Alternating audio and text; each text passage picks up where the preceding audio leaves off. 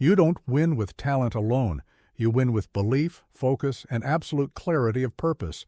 Victory is first a mindset, then a strategy. Most men lose before the battle begins. Why? Because their mind is scattered, fragile, untrained. But you will master your psychology. You will train it like a soldier sharpens his blade, because once the mind bends to your command, the world follows. Subscribe to our channel if you're ready to master your mind, and tell us, where are you watching from? Listen to me carefully. Victory is not decided by size or strength. It is won in the mind, through vision, clarity, and resolve. The greatest battles I ever fought were not on the fields of Austerlitz or Jena. They were in the quiet chambers of my mind, in those moments when doubt whispered and fear crept close. Every emperor, every general, every man who has risen above the masses has learned this truth. The war is won or lost between your ears before a single shot is fired. You see, most men believe that victory comes from superior numbers, better weapons, or favorable conditions. They are fools. I have watched armies twice my size crumble because their commanders had no vision, no certainty, no steel in their spine. I have seen great men reduced to children because they never learned to govern their own thoughts. The mind is your empire. Rule it, or it will rule you. When I stood before the pyramids of Egypt, I did not see ancient stones. I saw destiny. When I crossed the Alps, I did not see impossible mountains. I saw a path to greatness. This is not poetic language. This is the reality of how winners think. They reshape the world through the power of their perspective. But let me ask you this. What battles are you losing in your mind right now? What victories are you surrendering before you even begin? Most people defeat themselves with their own thinking. They imagine obstacles that don't exist. They magnify problems that could be solved. They focus on what could go wrong instead of what must go right. The weak-minded see problems. The strong-minded see possibilities. I did not conquer Europe by accident. I conquered it first in my imagination, then in my planning, and finally on the battlefield. Every move was rehearsed in thought before it was executed in reality. Every victory was won in the mind before it was claimed by the sword. Here's what most people don't understand. Your thoughts are not neutral. They are either building your empire or tearing it down. There is no middle ground. Every doubt you entertain weakens your resolve. Every fear you feed grows stronger. Every limiting belief you accept becomes your ceiling, but the reverse is also true. Every vision you nurture becomes more real. Every possibility you explore becomes more attainable. Every victory you imagine becomes more inevitable. The battlefield of the mind is where champions are made and cowards are born. It is where the impossible becomes possible and where the possible becomes certain. It is where you either rise to meet your destiny or fall to meet your excuses. You want to know the secret of my success? I never entered a battle I had not already won in my mind.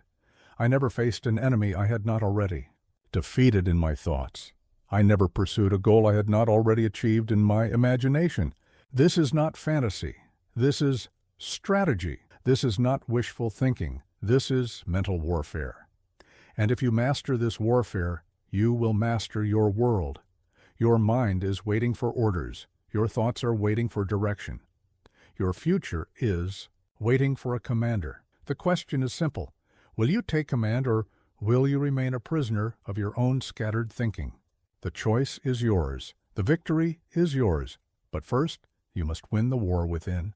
A man with no clear goal is already defeated. You must know exactly what you want and why. Watch a man without purpose, and you will see chaos in motion. He moves, but he goes nowhere. He works, but he accomplishes nothing. He fights battles that don't matter and ignores the wars that do. This is the tragedy of the unclear mind. All that energy, all that potential, scattered like leaves in the wind. Have never met a successful man who did not know exactly what he wanted. Not approximately, not generally, exactly. With the precision of a mathematician, and the certainty of a profit. When I was a young artillery officer, other men saw only the next promotion, the next assignment, the next meal. I saw an empire. I saw myself crowned in Notre Dame. I saw my name written in the history books alongside Alexander and Caesar. Was I delusional? Perhaps. But delusion with direction is more powerful than sanity without purpose. Clarity is power. The man who knows where he is going can afford to move slowly. The man who doesn't know must rush everywhere and arrive nowhere. Let me tell you what clarity looks like. It is not a vague wish or a gentle hope. It is a burning image so vivid you can taste it, so real you can feel it, so certain you would bet your life on it.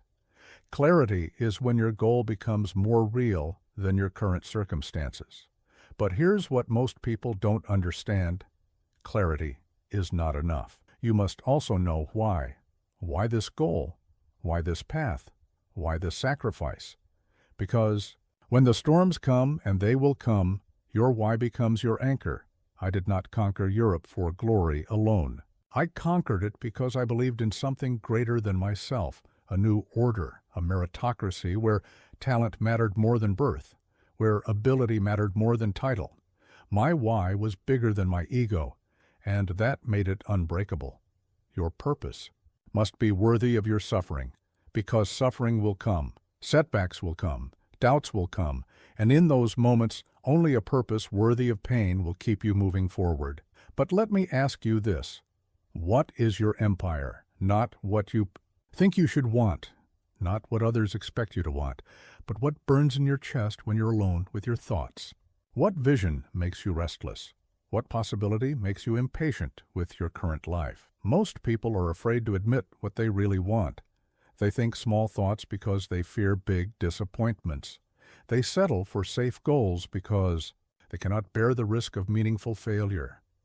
This is cowardice disguised as wisdom. I would rather fail attempting greatness than succeed at mediocrity. I would rather be remembered as the man who dared too much than forgotten as the man who dared too little.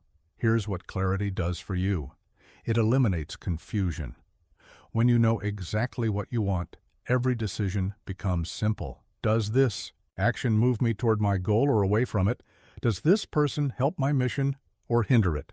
Does this opportunity serve my purpose or distract from it? Clarity turns you into a weapon of focused energy. It makes you dangerous to your competitors and invaluable to your allies.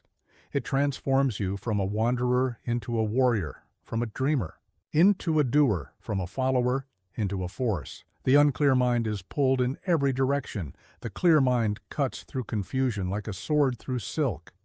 It sees the path when others see only obstacles. It finds the way when others find only excuses. This is your first advantage, not your talent, not your connections, not your resources. Your first advantage is knowing exactly what you want and why you want it. Everything else is secondary.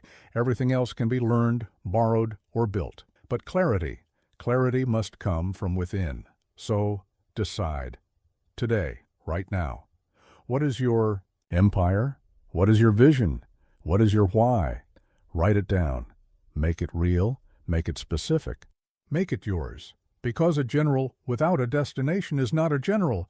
He is just a man with an army, wandering in circles, waiting for someone else to give him orders. If you doubt, you hesitate. And if you hesitate, you lose. You must believe, so fully others begin to believe too. I will tell you something that generals learn, but ordinary men never do. Belief is contagious. It spreads faster than fear, stronger than logic, deeper than reason.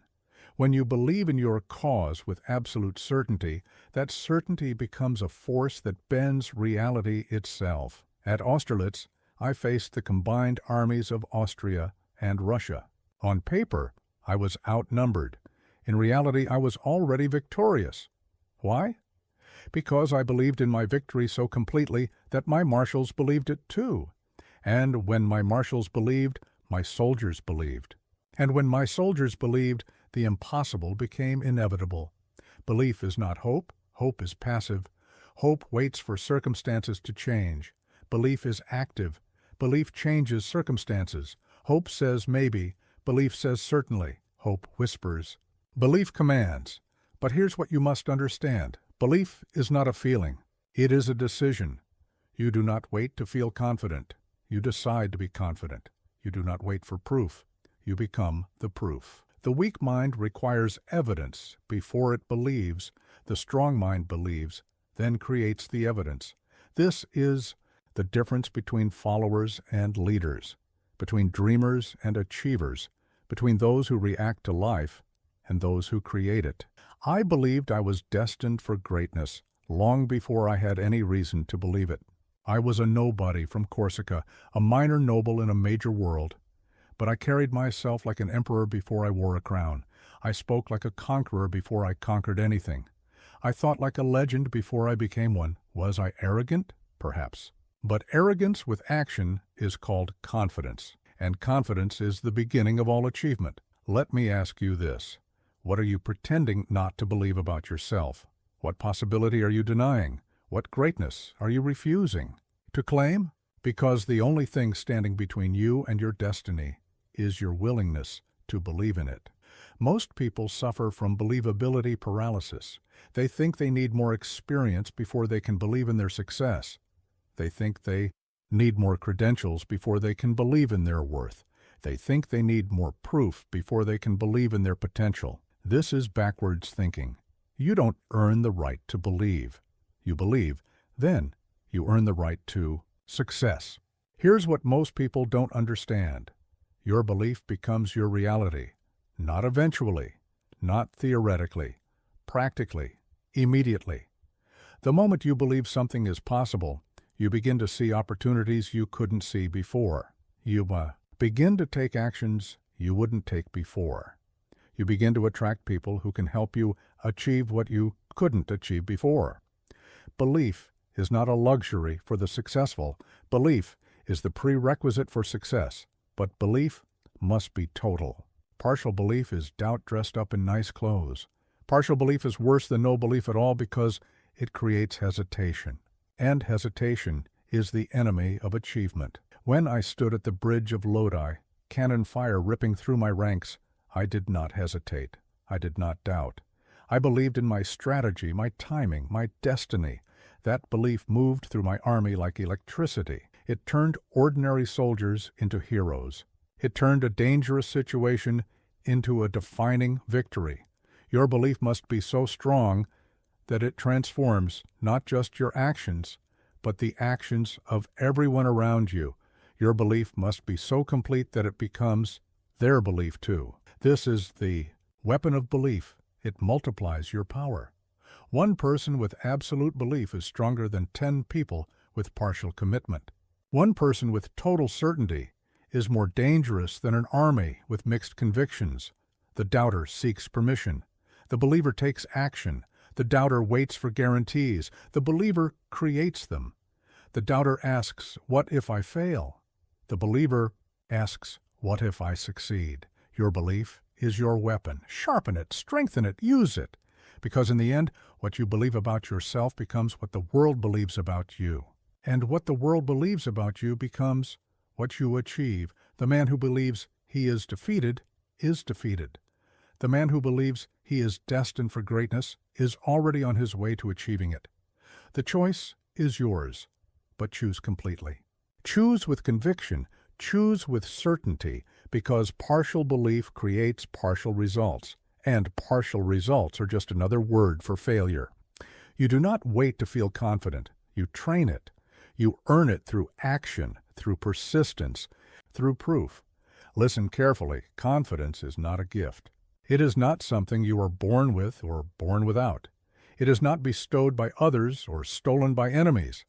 Confidence is a skill, and like every skill, it is built through practice, refined through repetition, and proven through action. I was not born confident.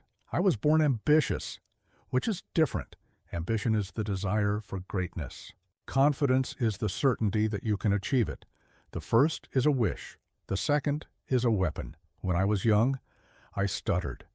I was awkward. I was ignored by men who thought themselves my betters. simply because they were born to privilege while I was born to struggle. But every slight, every dismissal, every moment of doubt became fuel for the fire of my confidence. You see, confidence is not the absence of fear. It is action in the presence of fear. It is not the absence of doubt. It is decision despite doubt. It is not the absence of failure. It is persistence through failure. Here's what weak minds believe, that confidence comes from success. This is backwards thinking. Success comes from confidence. You must believe in your ability to win before you win. You must act like a champion before you become one. You must carry yourself like a conqueror before you conquer anything. But how do you build confidence when you have no victories to point to? How do you develop certainty when your track record is blank? How do you find proof when you are still proving yourself? The answer is simple. You start small and build deliberately. Every small victory adds a brick to the foundation of your confidence. Every challenge you overcome makes you stronger. Every fear you face makes you braver. I built my confidence one battle at a time, one decision at a time, one moment of courage at a time. At the siege of Toulon, I was an unknown artillery captain, but I acted with the authority of a general. I spoke with the conviction of a commander. I carried myself with the certainty of a conqueror. Did I know I would succeed? No. Did I believe I would succeed? Absolutely. And that belief, translated into action, became reality. But let me ask you this. What small victories are you ignoring? What daily achievements are you dismissing? What evidence of your capability are you refusing to acknowledge? Because confidence grows not from grand gestures, but from consistent competence. The man who cannot trust himself in small things will never trust himself in great things. The man who doubts his ability to handle minor challenges will crumble under major pressure. The man who seeks confidence from others will never find it within himself. Your confidence must be self-generated, self-sustained, and self-reinforced. It cannot depend on external validation because external validation is unreliable. People will doubt you. Critics will question you. Enemies will attack you. But if your confidence comes from within, it cannot be destroyed from without. Here's what most people don't understand. Confidence is not about feeling certain. It's about acting certain. You don't wait to feel ready. You act ready and become ready through action. You don't wait to feel capable. You act capable and develop capability through practice. This is the paradox of confidence. You must act confident. To become confident, you must behave like the person you want to become before you become that person. You must embody success before you achieve success. The confident man doesn't wait for permission. He assumes authority. The confident man doesn't seek approval. He commands respect. The confident man doesn't hope for opportunity. He creates opportunity. When I entered a room, I entered like an emperor, even when I was merely a general. When I spoke with the authority of destiny, even when others questioned my decisions. When I acted with the certainty of victory, even when victory seemed impossible. This was not arrogance. This was strategy. This was the deliberate construction of unshakable confidence through consistent, powerful action. Your confidence is your responsibility. No one else can build it for you. No one else can maintain it for you. No one else can use it for you. It is yours to develop, yours to deploy, yours to depend upon. So stop waiting, stop hoping, stop seeking, start building, start acting, start proving, to yourself first, to the world second, that you are exactly who you claim to be. Because the world does not give you confidence, you take it. And once you take it, no one can take it away. Where attention goes, energy flows. Scattered focus is scattered power. Train your mind to fix on the objective. The greatest tragedy of the modern mind is its inability to concentrate. It flickers from thought to thought like a candle in the wind. It chases every distraction, entertains every interruption, follows every impulse. This is not thinking. This is mental chaos disguised as activity. I conquered Europe not because I had the largest army, but because I had the most concentrated force. While my enemies divided their attention across multiple fronts, I focused everything, every soldier, every resource, every ounce of energy on a single point of attack. This is the principle of concentrated force, and it applies to the mind. As much as it applies to warfare, focus is not a skill, it is a weapon. And like every weapon, it must be sharpened through practice and deployed with precision. When I planned the campaign at Ulm, I did not think about the campaign at Austerlitz. When I fought at Austerlitz, I did not worry about the politics in Paris. When I made a decision, I gave it my complete attention. This is how victories are won, one decision at a time with total focus, without distraction. But here's what most people don't understand. Focus is not just about what you pay attention to, it's about what you ignore. The master of focus is the master of selective ignorance. He knows what matters and dismisses what doesn't. He knows what serves his purpose and abandons what doesn't. Your attention is limited. Your energy is finite. Your time is precious. You cannot afford to waste any of these on activities, thoughts, or people that do not serve your ultimate objective. Every moment you spend unfocused is a moment stolen from your success. Let me ask you this: where is your attention right now? Not just in this moment, but in your life. What percentage of your mental energy goes toward your most important goal? What percentage gets scattered across urgent but unimportant tasks? What percentage is simply wasted on worry, distraction, and mental noise? The unfocused mind is like an army without a general. Lots of activity, no direction, no victory. The focused mind is like a laser beam. It can cut through anything because all its power is concentrated on a single point. But focus requires sacrifice. It requires saying no to good opportunities so you can say yes to great ones. It requires ignoring interesting possibilities so you can concentrate on important realities. It requires the discipline to stay on target when everything around you is trying to pull you off course. This is why most people never achieve greatness. They lack the courage to focus. They want to keep all their options open. They want to pursue every opportunity. They want to please every person. This is not strategy. This is cowardice disguised as flexibility. The master of focus understands that concentration amplifies power. A river scattered across a plain becomes a swamp. A river concentrated in a channel becomes a force that can carve through mountains. Your mind works the same way. When I decided to invade Italy, I did not also plan to invade Spain, Germany, and England simultaneously. I focused everything on Italy. I studied Italian maps until I could draw them from memory. I learned about Italian politics until I understood every alliance and rivalry. I concentrated my forces, my attention, and my will on a single objective. The result? Victory after victory after victory. Not because I was stronger than everyone, but because I was more focused than everyone. Here's what focus does for you. It makes you faster. When your mind is not jumping from task to task, you complete each task more quickly. It makes you better. When your attention is not divided, the quality of your work improves dramatically. It makes you more powerful. When your energy is concentrated, you can break through obstacles that would stop a scattered mind. Focus is the difference between a flashlight and a laser. Both use light, but one illuminates, and the other cuts through steel. Both use energy, but one spreads it thin, and the other concentrates it with devastating effect. Your focus is your competitive advantage. In a world of distracted minds, the focused mind rules. In an age of scattered attention, concentrated attention becomes the ultimate currency. So, choose your target. Fix your aim. Ignore everything else, because the man who tries to capture everything captures nothing.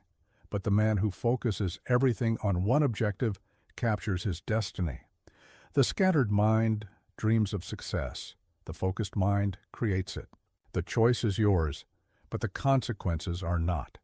Scattered focus leads to scattered results. Concentrated focus leads to concentrated power, and concentrated power, applied consistently over time, becomes conquest. The greatest threat to victory is not your opponent, it's hesitation. Root out doubt before it infects your decision-making. Doubt is a disease. It spreads through the mind like poison through the bloodstream, weakening every thought, corrupting every decision, paralyzing every action. And like every disease, must be diagnosed early and eliminated completely, or it will destroy you from within. I have seen great generals become mediocre because doubt crept into their thinking. I have watched brilliant strategies fail because their architects hesitated at the crucial moment. I have witnessed entire armies collapse, not because they were outgunned, but because their commanders were uncertain. Doubt is the enemy of action. And action is the only thing that separates dreamers from achievers, planners from conquerors, wishers from winners. When I stood at the Rubicon of my own career, when I decided to seize power in France, I did not pause to consider all the ways it could go wrong. I did not waste time calculating the probability of failure. I did not seek the approval of those who would never understand my vision. I acted decisively, completely. Without doubt, this is the difference between leaders and followers. The follower seeks certainty before acting. The leader acts to create certainty. The follower waits for guarantees. The leader becomes the guarantee. But here's what you must understand. Doubt is not just the absence of confidence. It is the presence of fear masquerading as prudence. It is cowardice dressed up as careful consideration. It is paralysis disguised as preparation. The doubting mind asks, what if I fail? What if I'm wrong? What if I'm not ready? What if others judge me? What if I lose everything? These are not intelligent questions. They are the questions of a mind that has already surrendered to defeat. The decisive mind asks different questions. What if I succeed? What if I'm right? What if this is exactly the right moment? What if others finally see my vision? What if I gain everything I've ever wanted? But let me ask you this. What doubts are you entertaining right now? What fears are you feeding with your attention? What negative possibilities are you rehearsing in your mind? Because every moment you spend doubting is a moment you're not spending achieving. Doubt is not wisdom. Doubt is not caution. Doubt is not intelligence. Doubt is the luxury of those who have never been tested by the fires of real challenge, real pressure, real opportunity. The successful mind does not eliminate doubt by having all the answers. It eliminates doubt by committing to find the answers. It does not wait for the perfect plan. It commits to perfecting the plan through action. It does not seek absolute certainty. It creates certainty through absolute commitment. When I planned the invasion of Egypt, I did not know everything that would happen. I did not have guarantees of success. I had incomplete information, limited resources, and powerful enemies. But I had something more important than certainty. I had commitment. And commitment acted upon consistently becomes its own form of certainty. Here's what doubt does to you. It makes you slow when you need to be fast. It makes you hesitant when you need to be decisive. It makes you cautious when you need to be bold. It makes you question when you need to command. Doubt is the enemy of timing. And timing is everything. The opportunity that exists today may not exist tomorrow. The advantage you have in this moment may not be available in the next. The person you need to become requires you to act now, not later. The doubting mind is always preparing to act, but never acting. It's always getting ready to begin, but never beginning. It's always planning to start, but never starting. This is not preparation. This is procrastination, wearing the mask of prudence. I did not conquer Europe by doubting my ability to conquer it. I conquered it by acting as if conquest was inevitable, then making it inevitable through relentless, decisive action. Your doubt is not protecting you. It's imprisoning you. It's not keeping you safe. It's keeping you small. It's not helping you avoid failure. It's guaranteeing that you'll never achieve success. The antidote to doubt is action, not perfect action, not guaranteed action, just action. Because action creates evidence, and evidence destroys doubt. Action builds confidence, and confidence eliminates hesitation. Action produces results, and results silence the voices of uncertainty. So act, today, now, in this moment. Not because you're certain of success, but because you're certain that doubt is the enemy of everything you want to become. The man who acts despite doubt becomes confident. The man who waits for doubt to disappear becomes nothing. The choice is yours, but the consequences are certain. Root out doubt before it roots out your dreams. Anger, fear, pride, each one clouds strategy. The winner is not emotionless. He is unemotional in execution. Emotion is the enemy of clear thinking. It clouds judgment, distorts perception, and corrupts decision-making. The man who makes choices from emotion makes choices from weakness, and weakness in any form is the path to defeat. I have seen brilliant generals lose battles because anger clouded their strategy. I have watched clever politicians destroy themselves because pride prevented them from seeing clearly. I have witnessed strong men become weak because fear paralyzed their ability to act decisively. Emotion is not evil. It is simply irrelevant to victory. It is a luxury you cannot afford when success is on the line.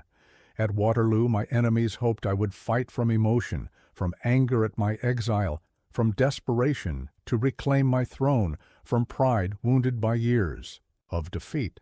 Had I done so, I would have made the mistakes they expected. Instead, I fought from strategy, from calculation, from cold logic. I lost that day, but not because of emotional decision-making. Here's what you must understand. Emotion is information, not instruction. It tells you how you feel, not what you should do. It reveals your state, not your strategy. It shows your reaction, not your response. The emotional mind asks, how do I feel about this? The strategic mind asks, what does this situation require? The emotional mind seeks comfort. The strategic mind seeks advantage. The emotional mind reacts to circumstances. The strategic mind creates circumstances. When someone insults you, emotion says strike back. Strategy says consider the source and the cost. When someone threatens you, emotion says panic or rage. Strategy says assess the threat and respond proportionally.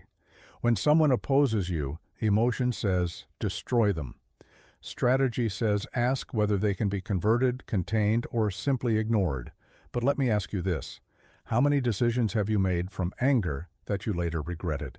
How many opportunities have you missed because fear held you back? How many relationships have you damaged because pride prevented you from admitting error? Emotion is expensive. It costs you clarity when you need precision. It costs you patience when you need timing. It costs you objectivity when you need accurate assessment. It costs you control when you need command. The master of his emotions is not a man without feelings. He is a man who feels deeply but acts strategically. He experiences anger but does not let anger make his decisions. He feels fear but does not let fear determine his actions. He knows pride but does not let pride cloud his judgment. This is emotional discipline, not the absence of emotion, but the mastery of it. Not the suppression of feeling, but the supremacy of thinking. Not coldness, but control. When my marshals came to me with reports of enemy movements, I did not want to hear their fears or their excitement. I wanted facts, numbers, positions, capabilities, intentions. Emotion told them how they felt about the enemy. Intelligence told them what the enemy was actually doing. The difference between these two types of information is the difference between victory and defeat. Here's what emotional discipline gives you. It makes you unpredictable to your enemies because they cannot manipulate you through your feelings. It makes you reliable to your allies because they know you will not make decisions based on mood. It makes you dangerous to your competitors Because you think clearly when they think emotionally. The emotional person is easy to defeat. Push the right buttons and they react predictably, trigger their anger and they make mistakes. Exploit their fear and they hesitate. Appeal to their pride and they overreach. But the strategically minded person cannot be manipulated because they do not make decisions from emotion. This does not mean you become a machine, it means you become a master. You feel everything, but you choose your responses based on what serves your objectives, not what satisfies your emotions. The angry man makes decisions that feel good in the moment, but cost him in the long term. The strategic man makes decisions that may feel uncomfortable in the moment, but serve him in the long term. The first is ruled by his emotions. The second rules his emotions. When someone challenges your authority, emotion says prove your power immediately. Strategy says consider whether proving your power in this moment serves your larger objectives. When someone offers you something you want, emotion says take it now.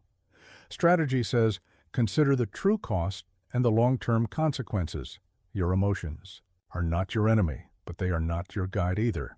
They are data to be considered, not commands to be obeyed. They are signals to be interpreted, not instructions to be followed. The man who masters his emotions masters his destiny. The man who is mastered by his emotions is mastered by circumstance. The choice is yours, but the results are predictable. Control your emotional responses, and you control your strategic options. Control your strategic options, and you control your future. You must see the big picture, but move with precision. Strategy above, execution below. The greatest failure of most men is that they think like soldiers, but act like generals, or think like generals, but act like soldiers. The first group sees only the immediate task, but misses the larger purpose. The second group sees the grand vision, but fails in the daily details. Both approaches lead to defeat. Victory requires both perspectives operating simultaneously. You must think strategically and act tactically. You must see the forest and focus on the tree. You must plan like a general and execute like a soldier. When I planned my campaigns, I thought in terms of months and years. I considered political implications, resource requirements, seasonal advantages, enemy capabilities, and long-term consequences. This was the general's view, broad, comprehensive, strategic, but when I executed those campaigns, I focused on the immediate task at hand. Which road to take today? Which hill to capture now? Which enemy unit to attack first? This was the soldier's view, narrow, specific, tactical. The man who thinks only strategically becomes lost in abstractions. He has grand plans but cannot execute simple tasks. He sees the destination but cannot take the first step. He understands the theory but fails in the practice. The man who thinks only tactically becomes lost in details. He completes tasks but serves no larger purpose. He wins battles but loses wars. He works hard but achieves little.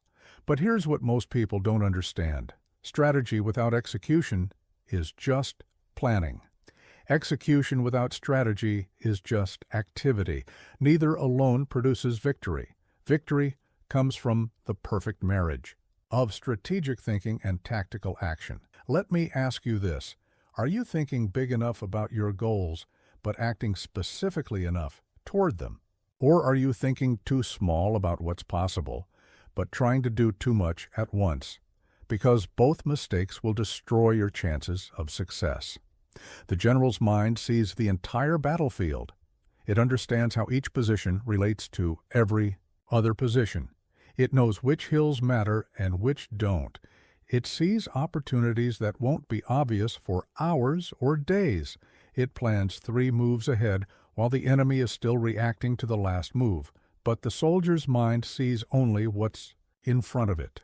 It focuses completely on the immediate task.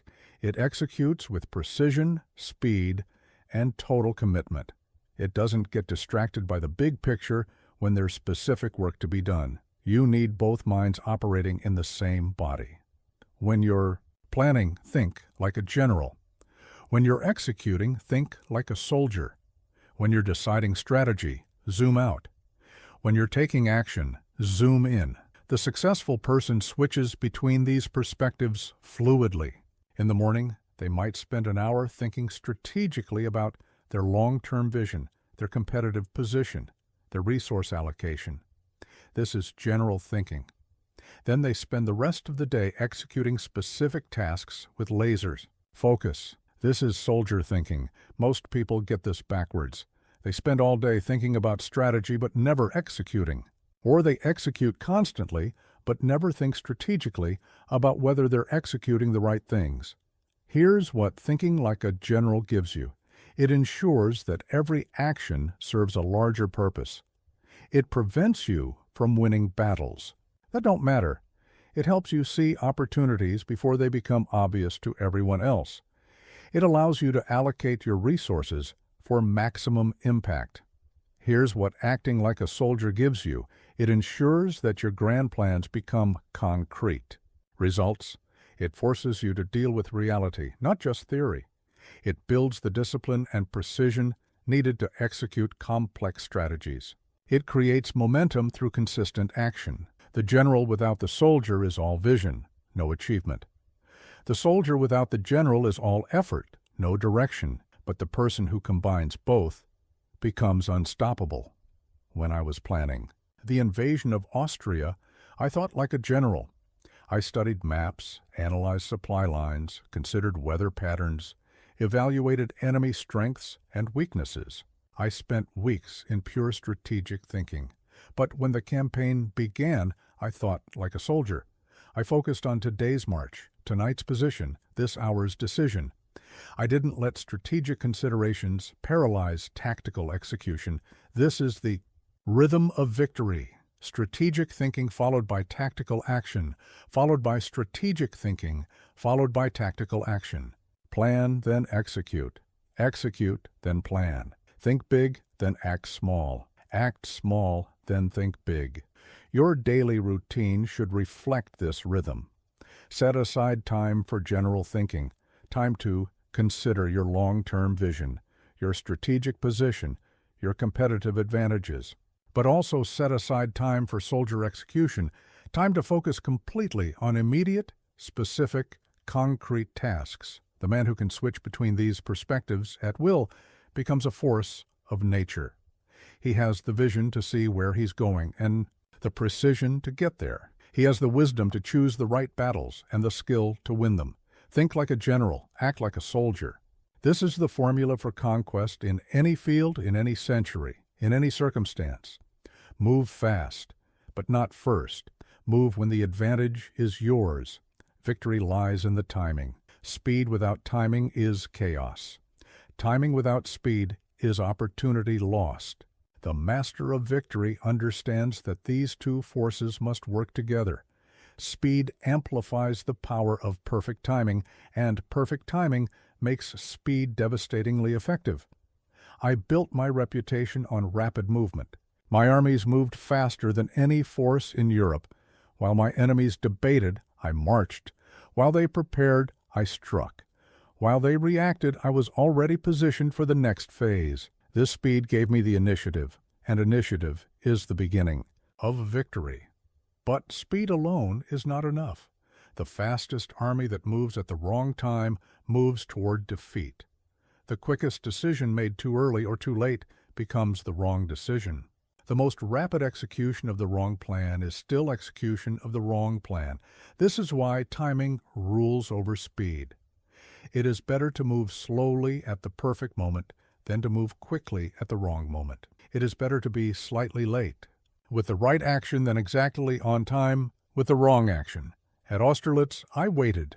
My enemies expected me to attack immediately, to use my famous speed to strike before they could coordinate their forces. Instead, I let them come to me. I let them position themselves exactly where I wanted them. I let them think they had the advantage.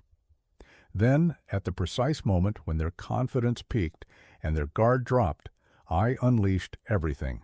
The result was not just victory, it was annihilation. This is the difference between good timing and perfect timing. Good timing.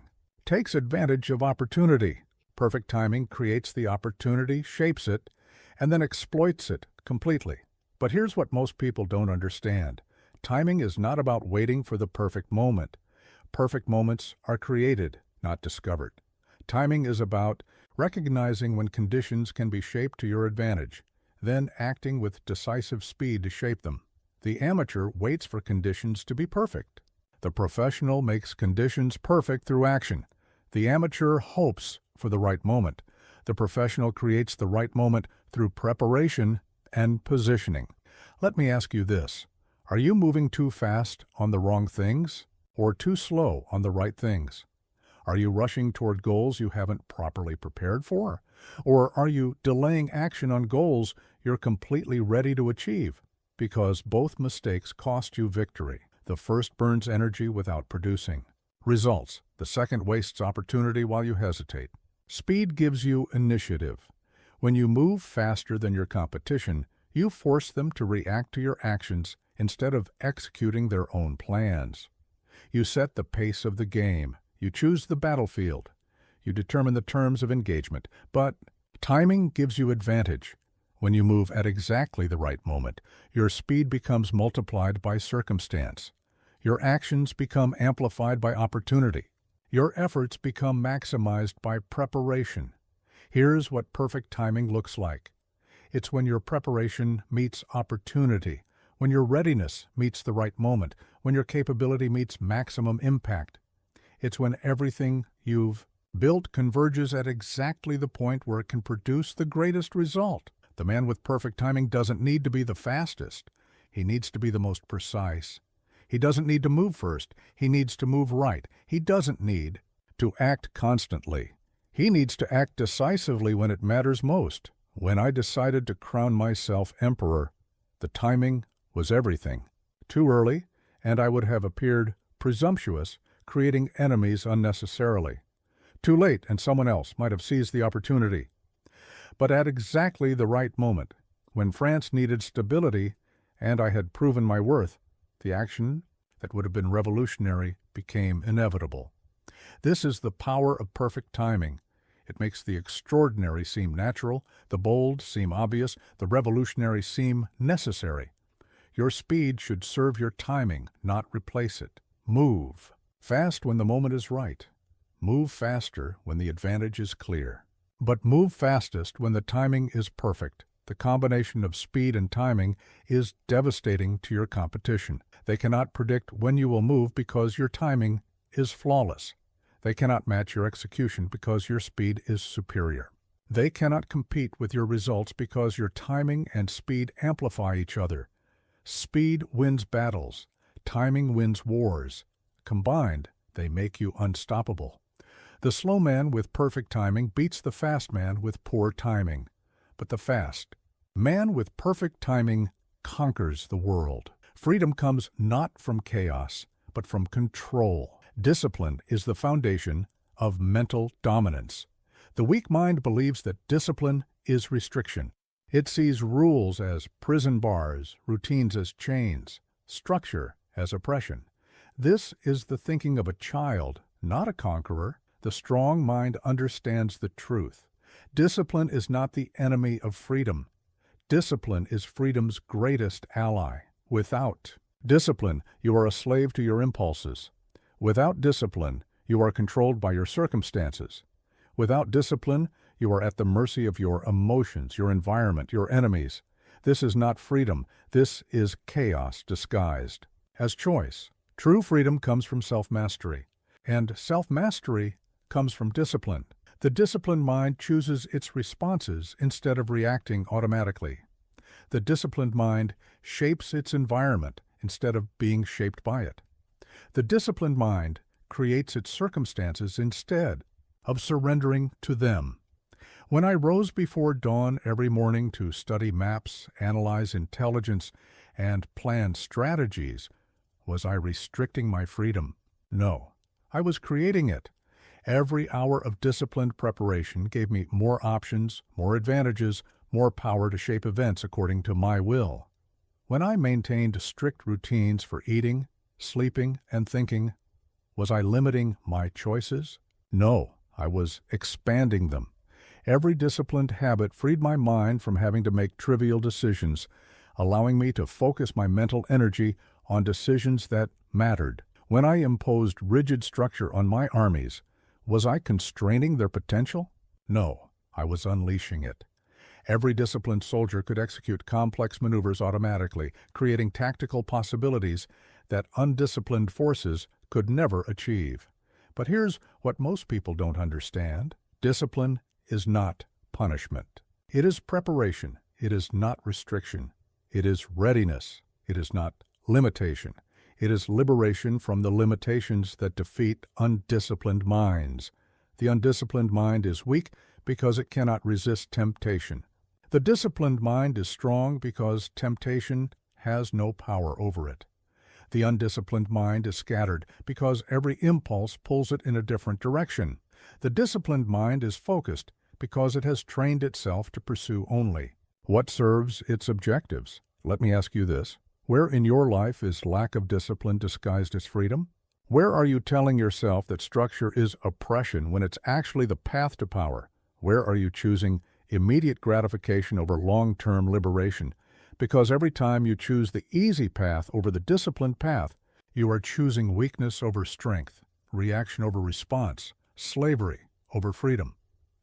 The disciplined mind wakes when it decides to wake, not when it feels like waking.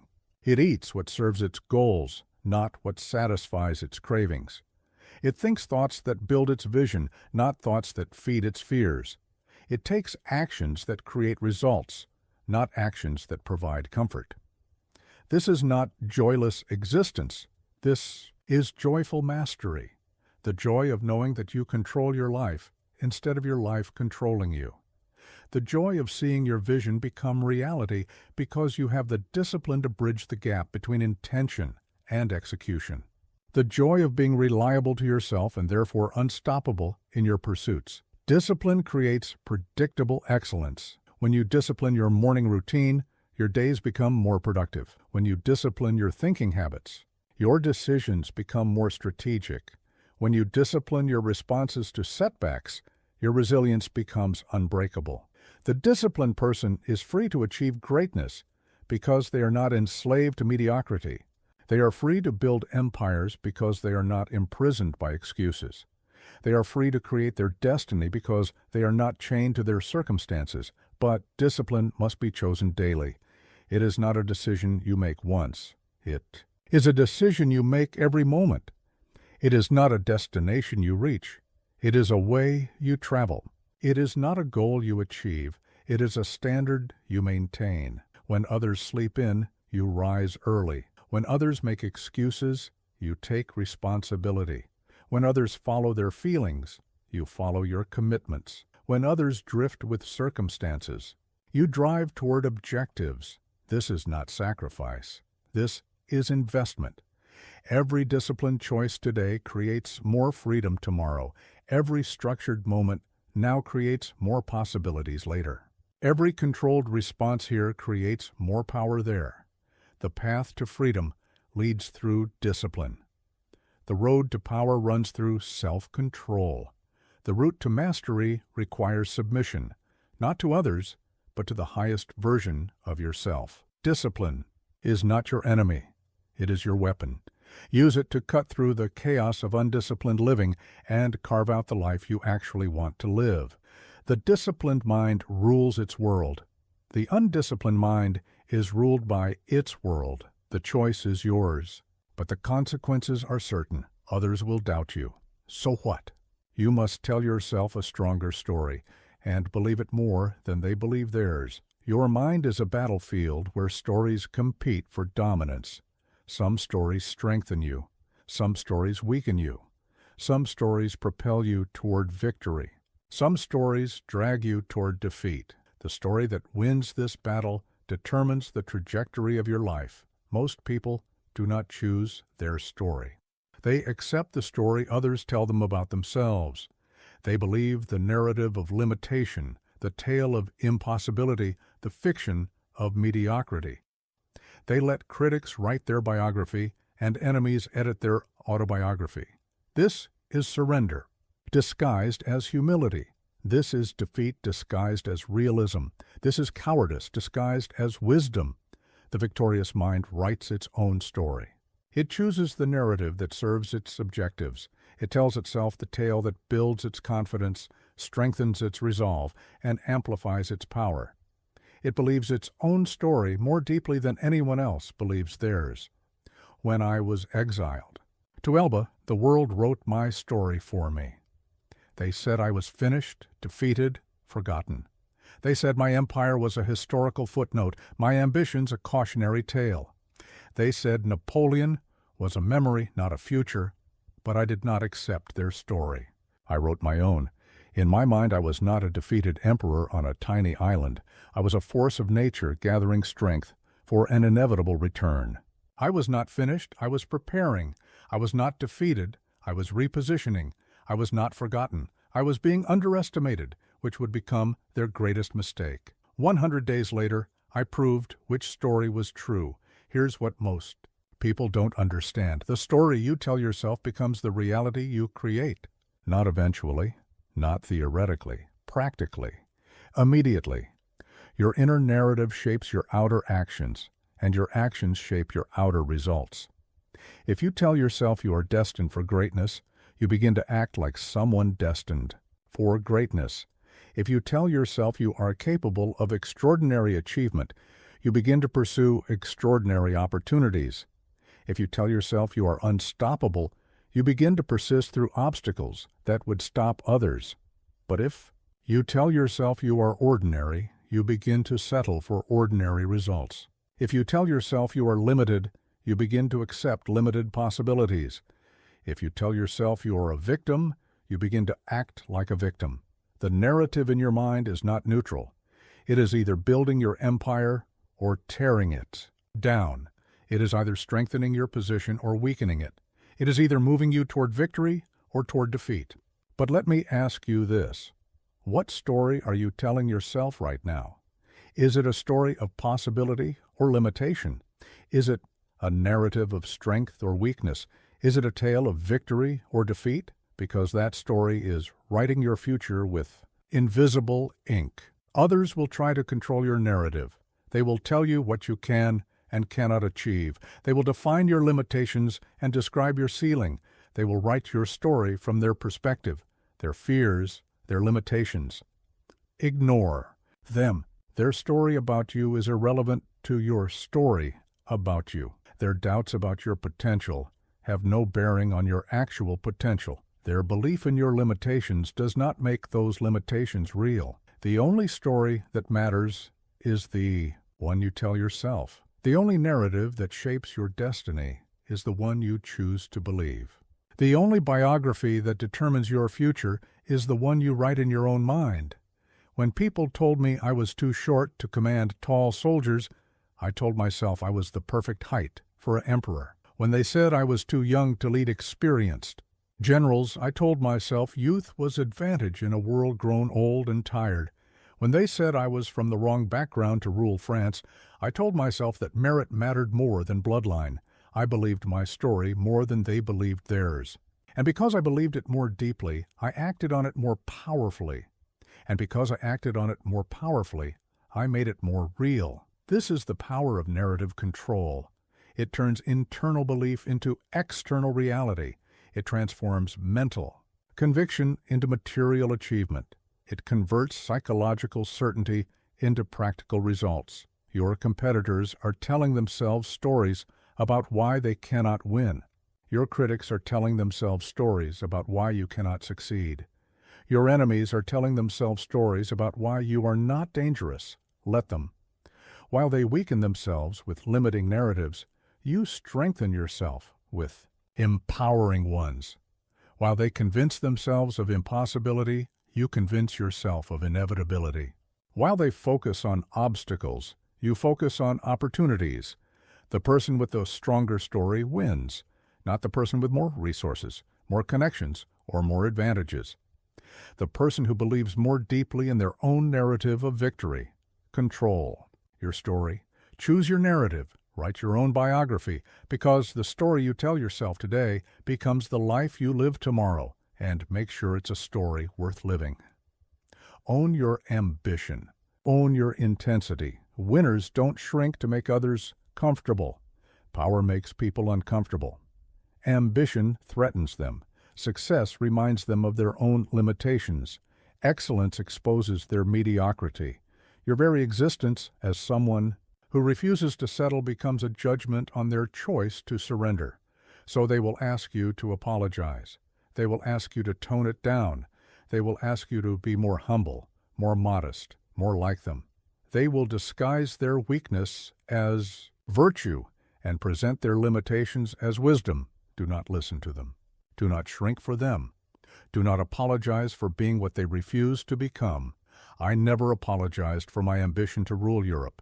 I never felt guilty for my desire to reshape the world according to my vision. I never made myself smaller to accommodate the insecurities of smaller men. And neither should you. Power is not evil. Power is neutral. It amplifies what you already are. If you are petty, power makes you more petty. If you are noble, power makes you more noble. If you are weak, power reveals your weakness. If you are strong, power reveals your strength. The question is not whether you should seek power. The question is whether you are worthy of it. And if you are worthy of it, you have an obligation to claim it, use it, and never apologize for possessing it. When I crowned myself emperor, I did not ask permission from kings who inherited their thrones. I did not seek approval from nobles who were born to privilege. I took the crown because I had earned it through merit, through achievement, through the proof of my capability.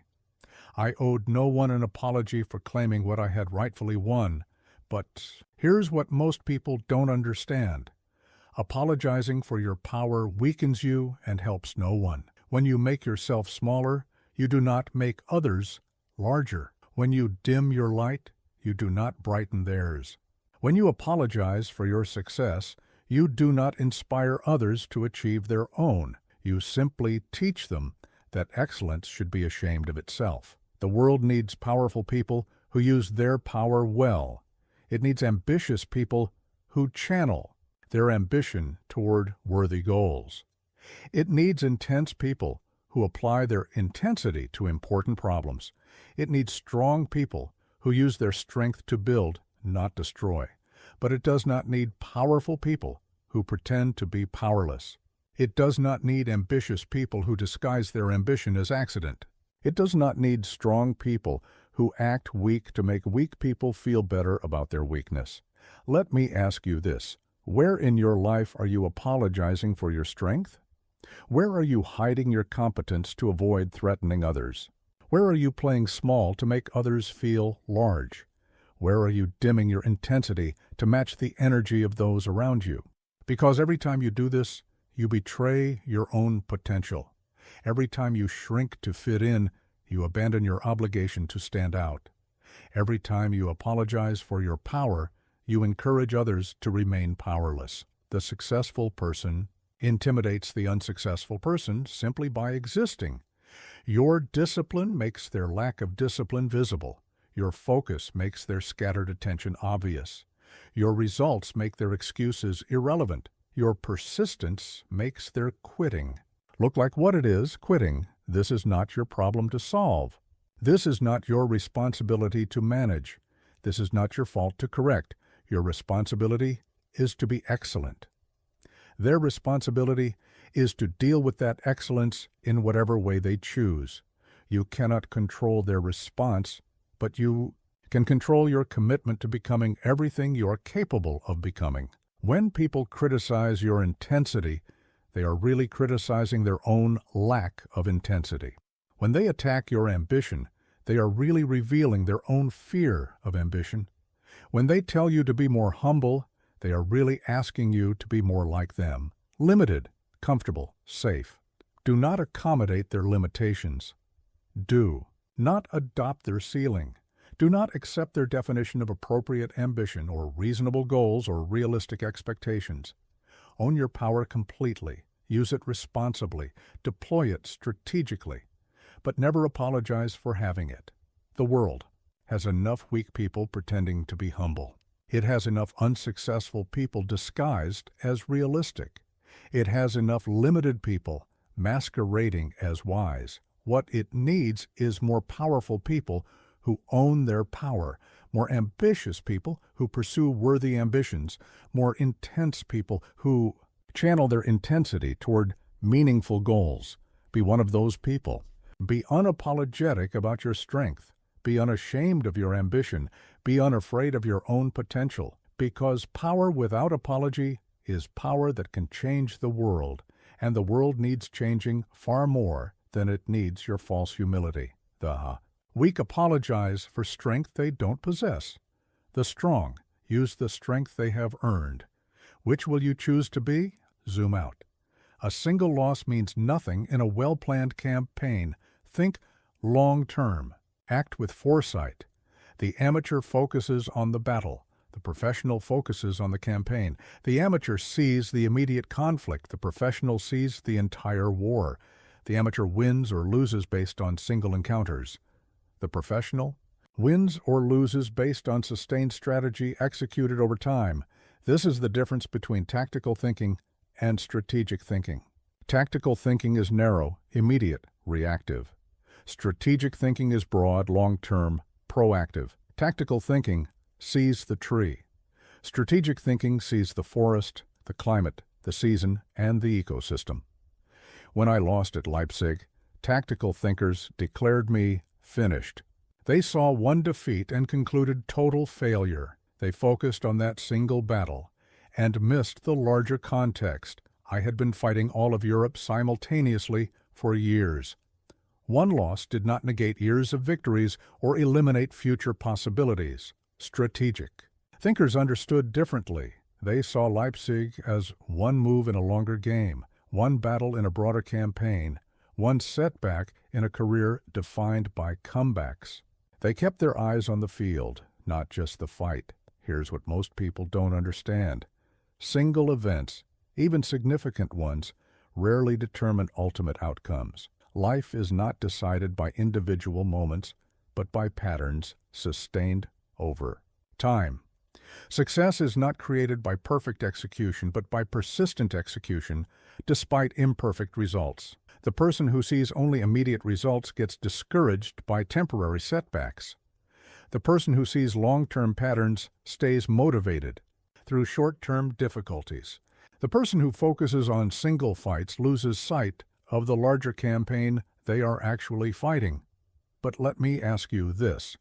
Are you judging your progress by daily fluctuations or monthly trends?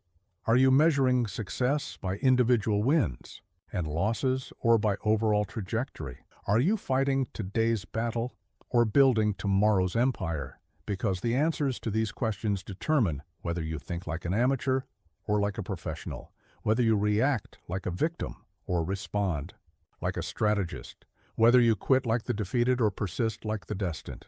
The strategic mind plays a different game entirely. It sees setbacks as information, not verdicts. It treats failures as education, not elimination. It views obstacles as temporary challenges, not permanent barriers.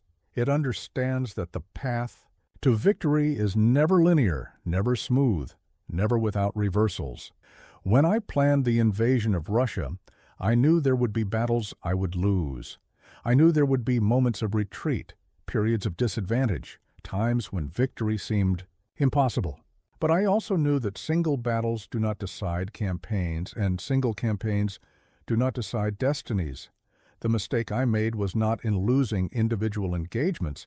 It was in failing to see how the larger field was changing, how the strategic context was shifting, how my enemies were adapting their approach to the entire war, not just individual battles. This is the lesson. You must see the field, but you must also see how the field is evolving. You must understand not just where you are, but where everything is moving. You must think not just about your next move, but about how your next move positions you for the moves after that. The narrow focus sees only immediate problems. The wide focus sees immediate problems within larger contexts. The narrow focus asks how to solve this specific challenge. The wide focus asks how solving this specific challenge serves larger objectives. Strategic thinking requires patience with short-term results and faith in long-term processes. It requires the ability to stay committed to big visions while executing small tasks. It requires the wisdom to know which battles matter and which don't. Not every hill is worth taking. Not every challenge is worth accepting. Not every fight is worth fighting. The strategic mind chooses its battles based on how they serve the larger campaign, not on how they feel in the moment.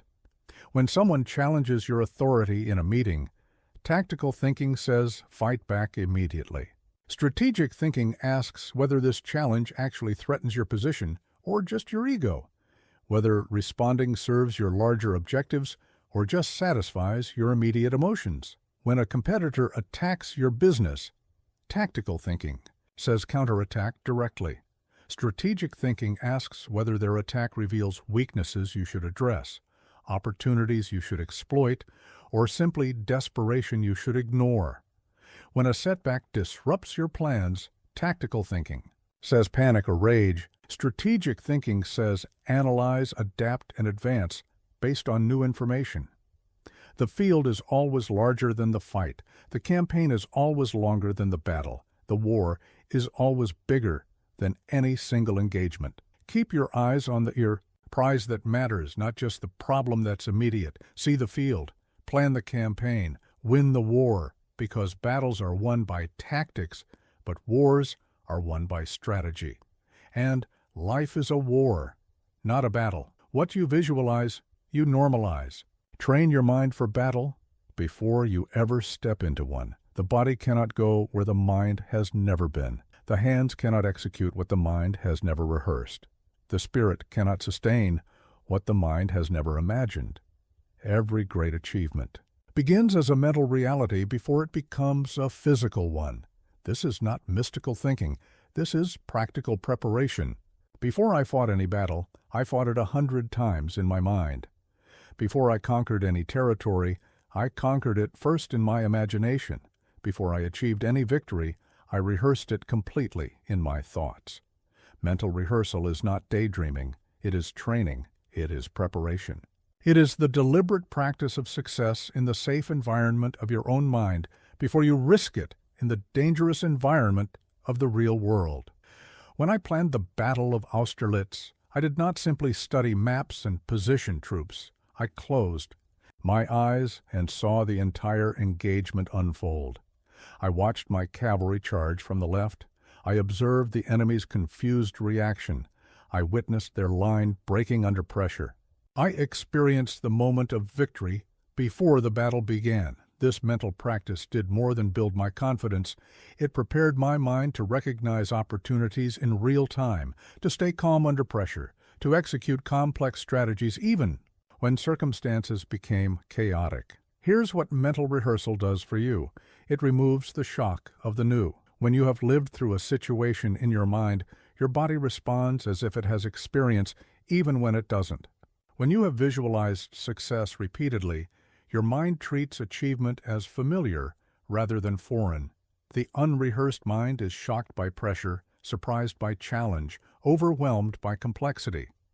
The rehearsed mind recognizes patterns, stays calm under stress, executes automatically even when conditions are difficult. But let me ask you this: what important situations are you facing without mental preparation? What crucial moments are you approaching without rehearsal? What significant challenges are you meeting with an unpracticed mind? Because every moment you spend in mental rehearsal is a moment invested in actual performance. Every situation you practice in your imagination becomes easier to handle in reality. Every victory you experience mentally becomes more likely to achieve physically. The amateur hopes things will go well. The professional ensures things go well by rehearsing until good performance becomes automatic. The amateur wings it and hopes for the best. The professional practices it and creates the best. Mental rehearsal must be specific, detailed, and complete. You cannot simply imagine general success. You must visualize specific actions, specific responses, specific results. You must see yourself handling specific challenges in specific ways with specific outcomes. When I rehearsed diplomatic negotiations, I did not just imagine winning. I imagined the specific arguments I would make, the specific objections I would face, the specific responses I would give. I imagined the physical environment, the emotional atmosphere, the psychological dynamics. I prepared for victory in vivid detail. This is the difference between fantasy and rehearsal. Fantasy is vague and general. You imagine being successful without imagining the specific path to success.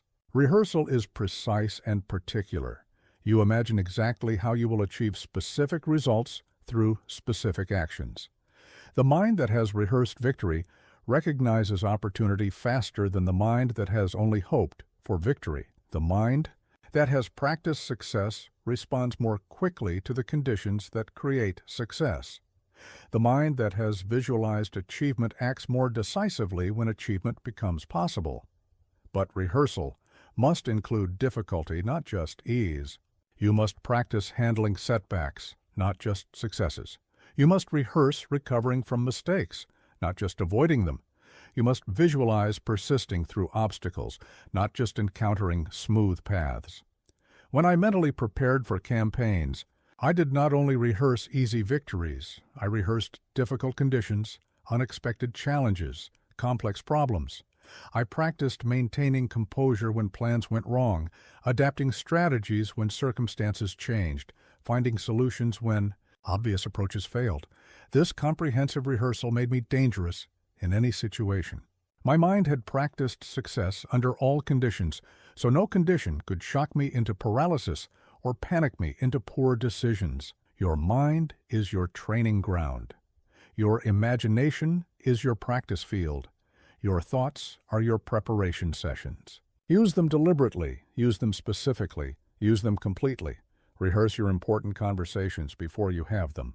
Practice your crucial presentations before you give them. Visualize your significant challenges before you face them, because what you rehearse mentally, you perform physically. What you practice in imagination, you execute in reality. What you normalize through visualization, you achieve through action. The unrehearsed mind hopes for the best. The rehearsed mind creates the best. Which do you want to be when your moment comes? You cannot command others until you command yourself. Lead your thoughts, your routines, your reactions. Leadership begins with self-leadership. Authority over others begins with authority over yourself. The power to command armies begins with the power to command your own mind, your own habits, your own responses to pressure and opportunity. I learned this truth early. The general who cannot discipline himself cannot discipline his troops. The leader who cannot control his own emotions cannot control the emotions of others. The commander who cannot govern his own actions cannot govern the actions of those who follow him. Before I ever led a single soldier, I led myself. I led my studies when others played. I led my preparation when others rested. I led my thinking when others drifted. I led my ambition when others settled for comfort. This is the foundation of all leadership, the ability to make yourself do what needs to be done, when it needs to be done, whether you feel like doing it or not. Everything else builds on this foundation. Without it, all other leadership skills become irrelevant. The person who cannot lead himself will never truly lead others. He may have authority, but he will not have respect. He may have position, but he will not have power. He may have title, but he will not have influence.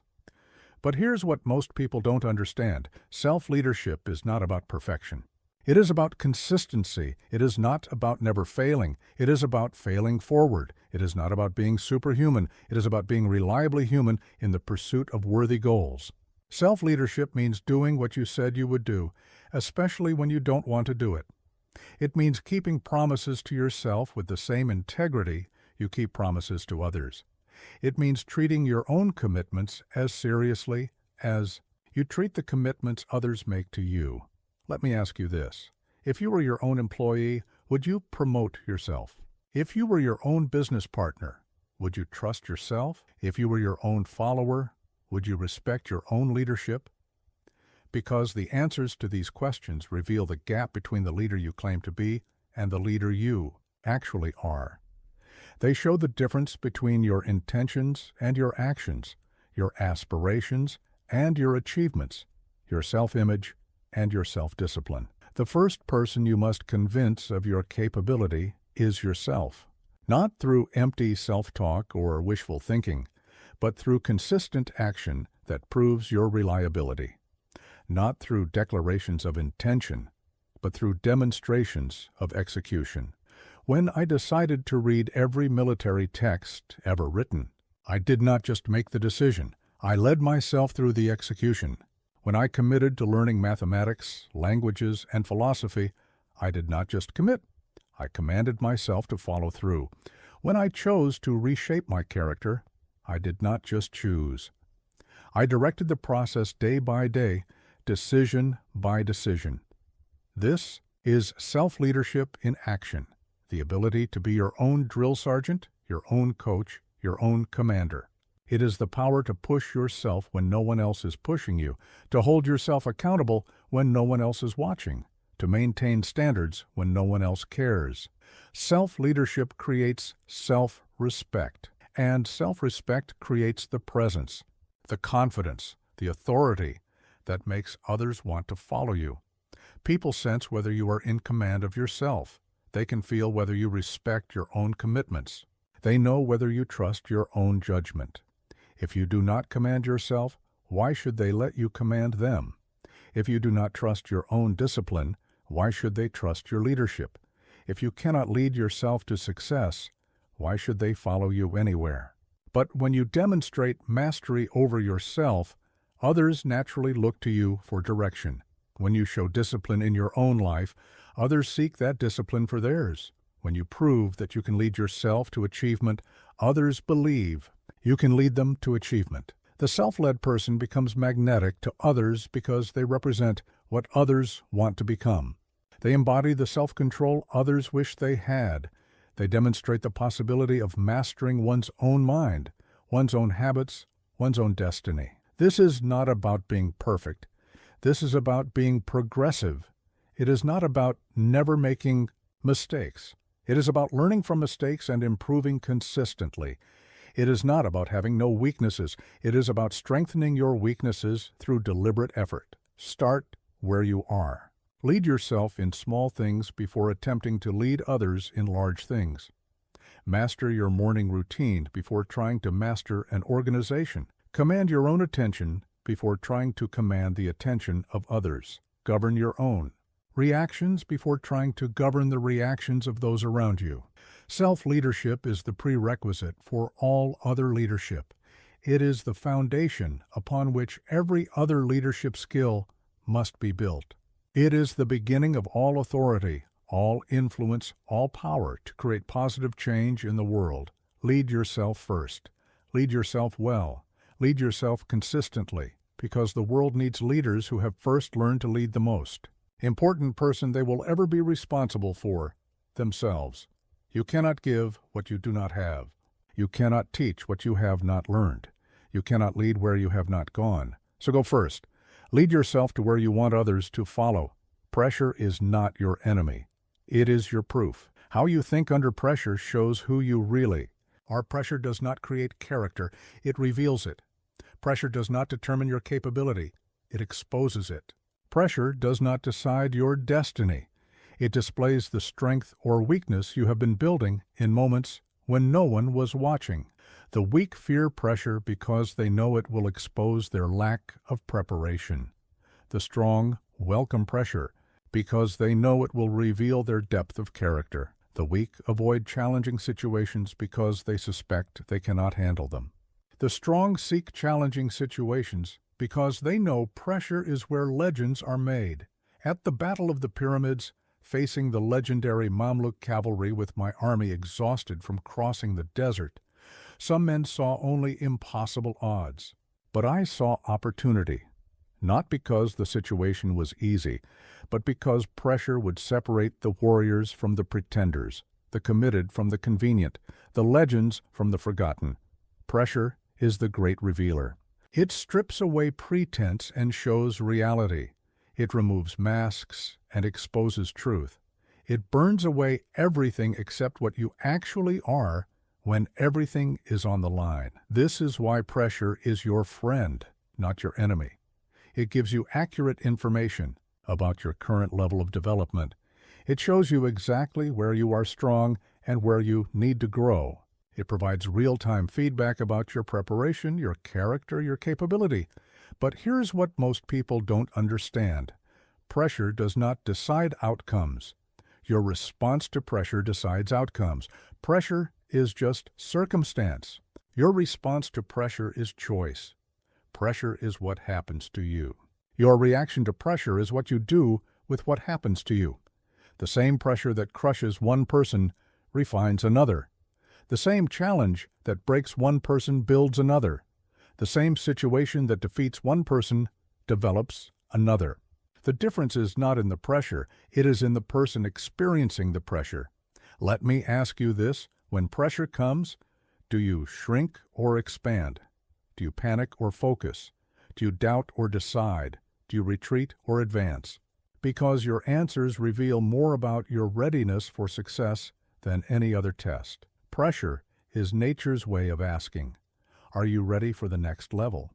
Are you prepared for greater responsibility? Are you strong enough for bigger challenges? Are you developed enough for more significant opportunities? If pressure reveals weakness, that is valuable information. It tells you exactly what you need to work on. If pressure reveals strength, that is equally valuable information. It tells you exactly what you can build upon. The unprepared person experiences pressure as punishment. The prepared person experiences pressure as promotion. The unprepared person sees pressure as proof they are not ready. The prepared person sees pressure as proof they are exactly where they need to be. When I faced the combined armies of Europe at Leipzig, the pressure was enormous. Everything I had built was at risk. Every decision carried the weight of empire. Every moment demanded clarity, courage, and capability at the highest level. Did the pressure reveal weaknesses in my position? Yes. Did it expose flaws in my strategy? Yes. Did it show limitations in my resources? Yes. But it also revealed something else, my ability to think clearly when thinking clearly mattered most, to remain calm when others panicked, to lead decisively. When leadership was most needed, this is what pressure does for prepared people. It brings out their best when their best is most needed. It activates capabilities that lie dormant in comfortable situations. It awakens powers that sleep when life is easy. The person who avoids pressure never discovers their true capabilities. They never learn what they are actually capable of achieving. They never develop the confidence that comes from performing under fire, succeeding under stress, thriving under challenge. But the person who embraces pressure as teacher and revealer develops unshakable confidence. They know they can handle whatever comes because they have handled pressure before. They know they can perform when it matters because they have proven it under fire. Pressure is not your obstacle. It is your opportunity. It is not your problem. It is your promotion exam. It is not your enemy. It is your education. It is not your limitation. It is your laboratory for developing capabilities you did not know you possessed. When pressure comes, and it will come, remember this: pressure does not decide anything. Pressure just reveals what was already there. Your preparation, your character, your commitment, your capability, these decide everything. If pressure reveals you are not ready, get ready.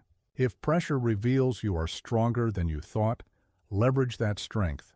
If pressure reveals gaps in your preparation, fill those gaps. If pressure reveals depths of capability you didn't know you had, develop those capabilities further. Use pressure as information, not intimidation. Use it as feedback, not failure. Use it as revelation, not condemnation. Because the person who learns to thrive under pressure becomes unstoppable under any circumstances. They develop the rare ability to perform when performance matters most. They build the invaluable skill of thinking clearly when clear thinking is most crucial. Pressure is not your enemy. It is your proof. Welcome it. Learn from it. Use it to become everything you are capable of becoming. Do not aim to win. Become the one who wins. Let every thought, every action align with that self-image. There is a difference between wanting to win and being a winner. Wanting to win is a desire. Being a winner is an identity. Wanting to win is something you hope for. Being a winner is something you are. Wanting to win is temporary motivation. Being a winner is permanent transformation. Most people approach success backwards. They think, if I win enough, I will become a winner. This is false. The truth is, when I become a winner, I will win consistently. Victory is not something that happens to you. Victory is something that flows from you. When I was still an artillery captain, unknown and unproven, I did not hope to become emperor someday. I was already emperor in my mind, emperor in my identity, emperor in my self-concept. I simply needed the world to catch up to what I already knew about myself. This is not delusion. This is decision. This is not fantasy. This is identity formation. This is not wishful thinking. This is strategic self-creation. Your identity determines your actions. Your actions determine your results. Your results reinforce your identity. This is the cycle of achievement or the cycle of mediocrity. The question is, which cycle are you creating? The person who identifies as a winner makes different choices than the person who identifies as someone trying to win. The person who sees themselves as successful acts differently than the person who hopes to become successful. The person who embodies excellence naturally behaves differently than the person who occasionally aims for excellence. But here's what most people don't understand. You do not earn the right to see yourself as a winner. You choose to see yourself as a winner, then you earn the results that prove your choice was correct. Identity comes first. Results come second, not the other way around. Let me ask you this. Who are you when no one is watching? What identity do you embody when there is no audience to impress? What version of yourself do you become when the stakes are highest and the pressure is greatest? Because that person, that identity, is creating your results, not your intentions, not your hopes, not your wishes. Your identity is the invisible force that shapes every decision, every action, every response to opportunity and challenge. When I walked into rooms full of experienced generals, I did not walk in as someone hoping to prove himself. I walked in as someone who belonged there, someone whose presence improved the room, someone whose opinion mattered because of who I was, not just what I had done. This is identity in action. You become who you decide to be, then you act from that identity, until the world recognizes what you already know about yourself. The winner's identity is not arrogant. It is accurate. It is not boastful. It is simply true to itself. It is not trying to convince others. It is living its own reality. Winners expect to win because winning is what winners do. They are surprised by defeat because defeat is inconsistent with their identity. They bounce back quickly from setbacks because setbacks contradict their self-concept. So they must be temporary aberrations to be corrected. But losers expect to lose because losing is what losers do. They are surprised by victory because victory is inconsistent with their identity. They give up quickly after setbacks because setbacks confirm their self-concept. So they must be permanent realities to be accepted. Your identity is your prophecy. What you deeply believe about yourself becomes what you consistently experience in your life, not because of magic, but because of mechanics, the mechanics of decision-making, action-taking, opportunity recognizing, and persistence maintaining. 2. Become a winner, you must first decide you are a winner. Then you must think like a winner. Then you must act like a winner. Then you must persist like a winner. Then you must respond to setbacks like a winner. Then you must treat opportunities like a winner. Do this consistently, and the world will have no choice but to treat you like a winner. Because you will be one Winners are not people who never lose. Winners are people who never accept losing as permanent. Winners are not people who never fail. Winners are people who never let failure define them. Winners are not people who never struggle. Winners are people who never let struggle stop them. Make winning your identity. Not winning specific games or competitions, but winning the game of becoming everything you're capable of becoming. Not winning against others, but winning against your own limitations, your own fears, your own excuses. When winning becomes your identity, you do not need motivation to pursue excellence. Excellence becomes your natural expression. You do not need discipline to persist through challenges. Persistence becomes your automatic response. You do not need inspiration to act courageously. Courage becomes your default setting. This is the power of winner's identity. It transforms effort from something you have to do into something you get to do. It changes growth from burden into opportunity. It converts challenges from obstacles into advantages. Become the one who wins, not occasionally, not conditionally, not when circumstances are perfect. Become the one who wins consistently, persistently. Inevitably, because winners are not born, they are made. And they are made by the daily decision to embody the identity of someone for whom victory is not hope, but certainty. Burn the boats, remove the exit. When the only path is forward, the mind sharpens and victory becomes inevitable. The mind that has an escape route will use it. The person who keeps a backup plan will eventually need it. The strategy that includes retreat as an option will eventually exercise that option. This is why the most powerful decision you can make is the decision to remove retreat as a possibility. When Cortés landed in Mexico, the first thing he did was burn his ships. His men could not retreat because retreat was no longer possible. They could not return to Spain because there was no way to return. They had to succeed in their mission because success was their only option. This is the power of burning the boats. It concentrates the mind, amplifies commitment, and eliminates the psychological safety net that enables surrender. I applied this principle throughout my career. When I decided to seize power in France, I did not keep quiet positions available in case the coup failed. When I chose to invade Russia, I did not maintain defensive strategies in case the advance stalled. When I returned from Elba, I did not prepare exile plans in case the restoration failed. Each time, I burned the boats. Each time, I made victory the only option. Each time, I forced my mind to find solutions instead of escape routes. But here's what most people don't understand. Keeping retreat options does not make you safer. It makes you weaker. It does not provide security. It provides excuse. It does not create backup plans. It creates backup thinking. The mind that knows it can quit will quit when the path becomes difficult. The mind that knows it can retreat will retreat when the battle becomes challenging. The mind that knows it has other options will explore those options when commitment becomes costly. But the mind that has no escape route becomes resourceful in ways that shock even itself. It finds solutions that seemed impossible. It discovers strengths that seemed non-existent. It creates opportunities that seemed unavailable. When retreat is impossible, advance becomes inevitable. Let me ask you this. What boats do you need to burn? What escape routes are you keeping open that are actually keeping you weak? What backup plans are preventing you from fully committing to your primary plan? What exit strategies are undermining your success strategies? Because every time you prepare for failure, you reduce your preparation for success. Every time you plan for retreat, you reduce your planning for victory.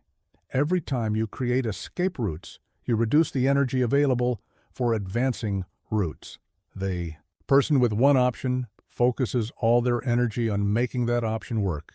The person with multiple options divides their energy across multiple possibilities. The first becomes powerful. The second becomes scattered. This is not recklessness. This is strategic commitment. This is not foolishness. This is focused intensity. This is not dangerous. This is the elimination of the most dangerous thing of all, the temptation to quit when success is still possible. When I decided to crown myself emperor, I did not keep the option of remaining a mere general. When I chose to reshape Europe, I did not keep the option of accepting the existing order. When I committed to changing history, I did not keep the option of becoming a footnote in someone else's story. I burned those boats completely. I made those retreats impossible. I forced my mind to find ways forward when forward seemed impossible. The result was not just success, it was success beyond what would have been possible with escape routes available.